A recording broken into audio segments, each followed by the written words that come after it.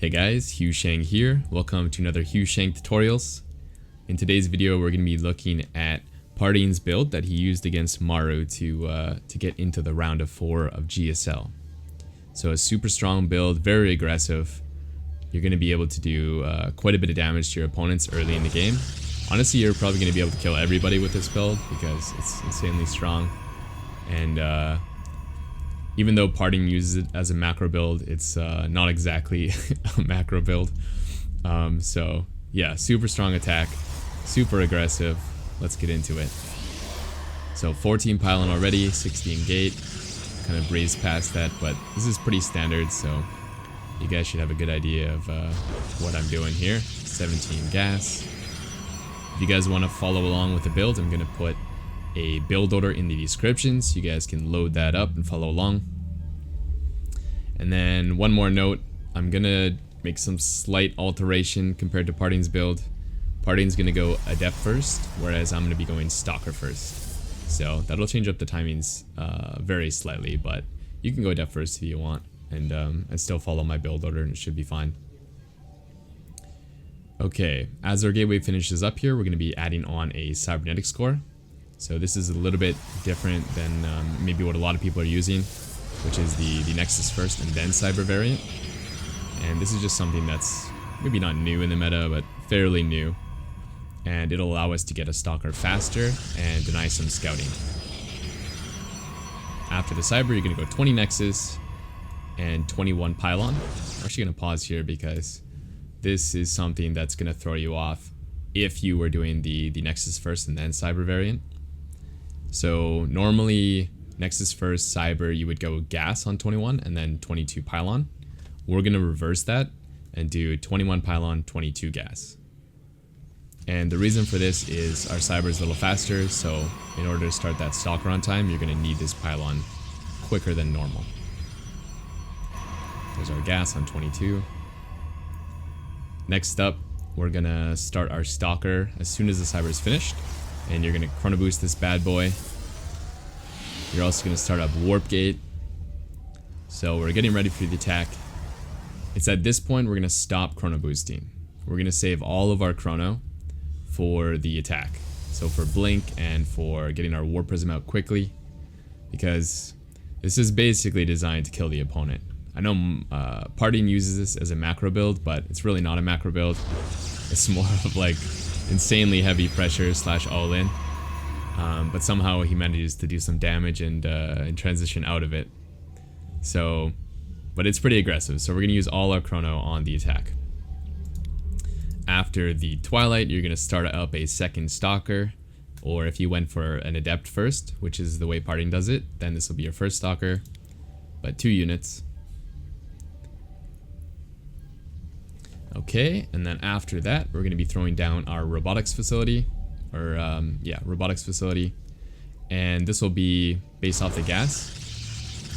Actually, that's a good note. I did write in the supply in the build order, which you can check in the description, but it's not really based off of the supply. If you're a GM player, you'll know what I mean. We're just going off the gas and constant probe production.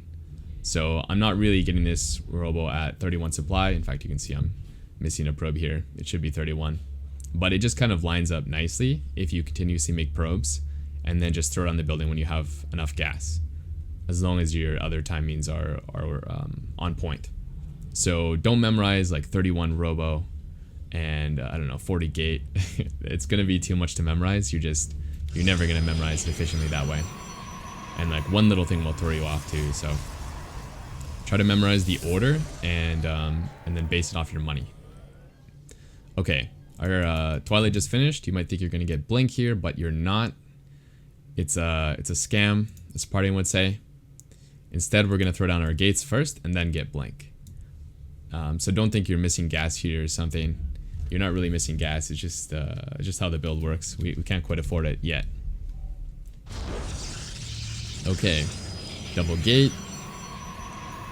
Should be like 34, 36 supply, somewhere in there. But again, I'm not really going off that supply. I'm just going off of I'm making constant probes and I can afford to get these while not missing any. So try to think that way instead.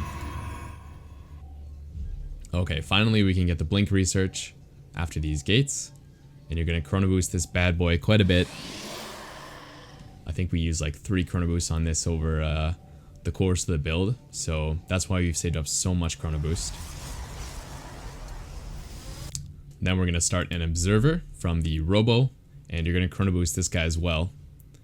And this is going to be super important for noting the position of Terran's army so that you can blink into the main or blink onto the bunker at the natural, as we saw many times in the Maru vs. Parting series. So this is pretty critical. Don't miss the observer. Alright, next up, we're going to throw down a pylon here. We're actually going to throw down a couple pylons before we get any additional gas. So make note of these pylon timings because they are pretty important for doing this build correctly. Like if you get a pylon late, you're not going to be able to hit your warp-ins, and so your attack's going to be slowed quite a bit. So early 40 pylon. Excuse me.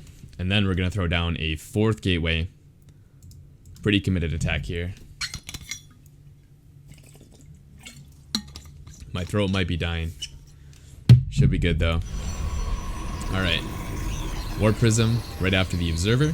You can chrono boost that again as well as soon as this chrono boost runs out. Come on, Hugh Shang. I definitely have chrono boost. I'll probably get it in a second. You guys can do this better than me. Next up, we're going to throw down a pylon and a gas. There we go. And again, this one's really important for hitting your warp-ins. And then basically what we're going to do is, as this warp prism comes out, you're going to do a warp-in with the 3 gates that are complete. This 4th one's not done, but it will be for the next warp-in. So triple warp-in right here. Boom. Then we're going to move out with the warp prism. If you did Parting's Adept variant, you can hide these inside the warp prism. I'm not sure of the benefit, but it looks cool. 3 guys on gas. Another observer. This guy is kind of in case of Banshee or some type of mine drop that might hit around here. So you might want to just angle this observer over where the drop would come in, and that'll give you a little bit of warning. This is also the time that the mine drop would fly in though, so I mean, for the mine drop specifically, you're not going to get any info, but for a Banshee, this observer would help to see it coming. So basically, you have no knowledge of a mine drop coming in right now. You're just going to have to kind of pay attention at this point as you're moving out and get ready to react to the mine drop. Okay. Next up, I'm going to send this probe over. I'm going to start building some pylons over here just to get some additional info and, or not info, but vision. And then eventually I'll take my 3rd, but not before we win the game. Okay, Warp Prism should get across here about 4:45. All 4 gates should be ready. If you miss some pylons, you're gonna be very mad at yourself, so make sure you didn't miss any earlier. Warp in 4 stalkers. So you're up to 9 stalkers. You can poke a little bit right now, but don't get too committed because 9 stalkers is not the critical number. Oh, jeez, what am I saying? Not the critical number for this attack. And so what I mean is, in order to kill a tank, which is the normal defense against this build, you need 11 stalkers. So currently we're just at 9. So if you try to like blink on a tank right now, you're not going to kill it in one volley. And probably you're going to lose a lot of stalkers, way more than you should. So instead you can poke a little bit, but really you want to wait for the next warp in before you go.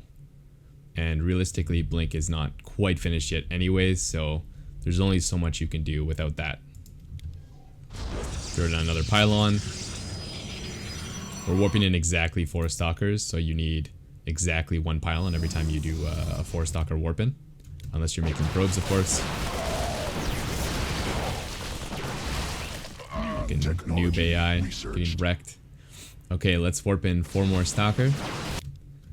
Now we're up to 10, 11, 12, 13 stalkers. We have just enough to one-shot those tanks. So now we can go and start our big attack. And it'll be critical with this observer to note where your opponent's positioned. Most likely you're playing some noob, so his units are all going to be stuck over here. And so what you're going to do is bring your stalkers to the edge, blink into the main, try to find his stim researching, and then don't type any mean things, just to win with honor. And yeah, and then your opponent should leave.